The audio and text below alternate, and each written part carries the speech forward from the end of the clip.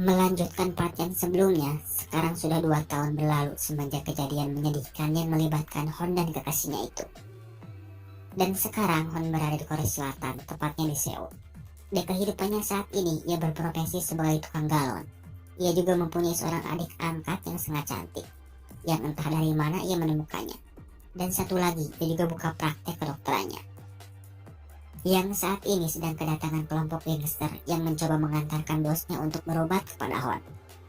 Yang apesnya dari kelompok tersebut adalah uang mereka diperas habis-habisan olehnya dengan cara mengancam bos mereka. Begitulah Hon saat ini mencari duit. Sampai pada suatu ketika Hon mendengar cerita dari adiknya yang ternyata nasibnya tak jauh beda dengan Hon, yaitu ibunya ditahan di Korea Utara yang saat ini tidak bisa pulang. Adiknya juga mengatakan kalau ia habis-habisan menabung untuk membebaskan ibunya itu, yang membuat Hon tak percaya kalau tentara korut bisa disobok. Tapi itu tak lama Hon mendadak diam ketika adiknya benar-benar bisa menembus ibunya, yang membuat harapan Hon kembali muncul. Ia dengan emosional kepada agen informan tersebut meminta untuk mencarikan seseorang. Dan yang anehnya, tanpa diberitahu pun, informan itu sudah tahu siapa yang Hon cari. Bahkan ia benar-benar memperlihatkan sebuah video yang di dalamnya terdapat orang yang dirindukan Hon, dengan kondisi memprihatinkan yang membuat Hon menangis. Dan satu lagi, kedatangan Hon ke sana dimata-matai oleh ajudan Seokjo dan melaporkannya. Dan yang mengagetkan lagi, ternyata Seokjo terkena karma, ia mengidap penyakit jantung. Rencana mereka sekarang adalah mempergunakan keahlian Hon untuk menyembuhkannya. Seokjo yang mengatakan itu beli sendiri. Satu lagi, Seokjo melakukan itu supaya ia bisa naik ke panggung pemilu yang saat ini popularitasnya semakin menanjak katanya. Kembali sama Hon yang masih menangis akibat melihat kekasihnya yang sangat menyedihkan. Ditambah lagi informan itu mematok harga yang tidak murah untuk menembus Jaehi, tambah frustasi lah Hon.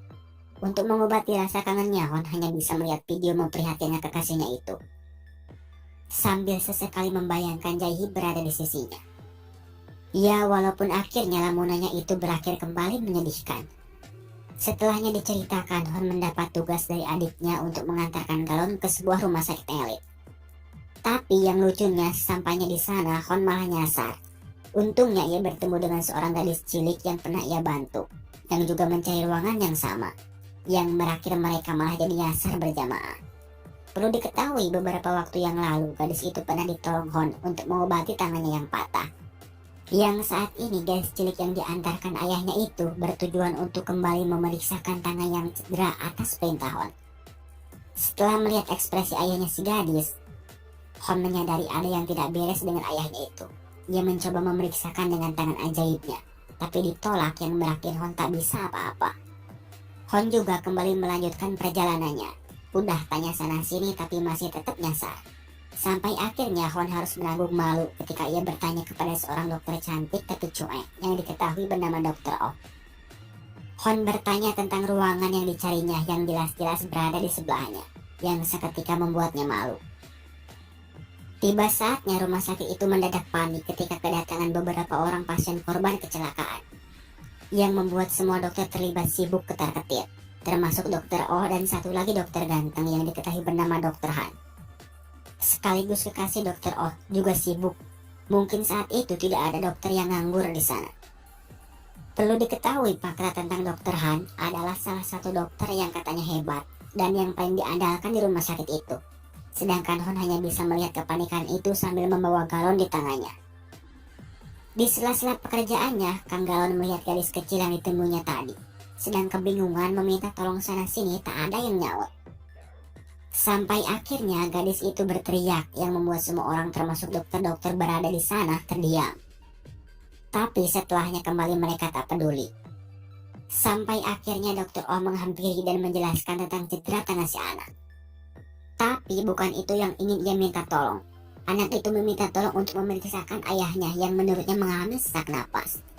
Tapi Dr. Oh hanya meminta seorang perawat lainnya untuk melakukan pemeriksaan, sebelum akhirnya ia kembali sibuk fokus ke korban kecelakaan, dan membuat ayah si anak kembali terabaikan. Dan itu diperhatikan betul oleh Hon. Melihat ayah si anak kembali diabaikan, Hon mengancam perawat tersebut sampai ketakutan. Hon juga mendampinginya, sambil sesekali banyak bertanya tentang keadaannya. Bahkan Hon juga melihat kaki ayah si anak bengkak tak luput dari pertanyaannya.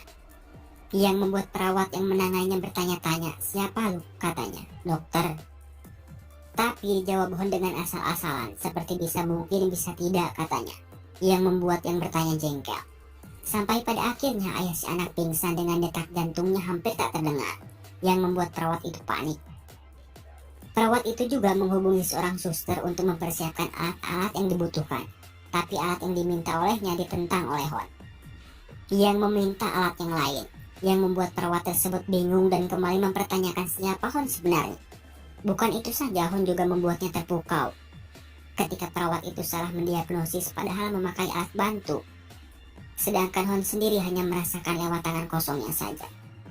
Dan detik itu juga Hon menyimpulkan bahwa ayah si anak mengalami masalah pada jantungnya dan meminta melakukan operasi dengan sesegera mungkin. Menurutnya kalau terlambat sedikit saja pasien tersebut bakal lewat. Masalah kembali datang ketika dokter ahli yang bisa melakukan operasi itu tidak ada yang nganggur. Kalaupun ada, dokter tersebut sedang mabuk-mabukan. Yang lagi-lagi membuat perawat itu frustasi, tambah frustasi lagi ketika teman dokternya mengatakan hal yang sama yang dikatakan Hon tentang apa yang akan terjadi pada pasiennya bila mereka terlambat melakukan tindakan. Melihat itu membuat si anak sedih yang saat itu juga meminta bantuan Hon yang sedari tadi mendampinginya.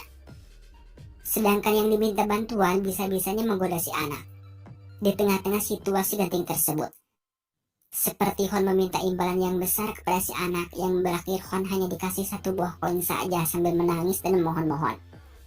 Tentu saja itu hanya candaan Hon saja. Tak tahan melihat kesedihan gadis cilik di sampingnya, Hon akhirnya turun tangan dengan cara ia menyamar sebagai Dokter Han. Dan di meja operasi itulah kita diperlihatkan betapa mengagumkannya skill dari seorang Hon. Seperti Hon menyayat pasiennya nampak keluar darah, terus kecepatan menjahitnya yang luar biasa. Saat itu juga para dokter yang terlibat dalam operasi tersebut tahu kalau orang yang sedang melakukan operasi di depannya bukanlah Dokter Han. Di saat kekaguman itu datang dokter lainnya masuk, yaitu Dokter Oh, yang saat itu juga Hon seperti jadi tersangka yang sedang diinterogasi. Seperti Dokter Oh mempertanyakan siapa Hon sebenarnya. Terus Hon, dokter apa bukan katanya.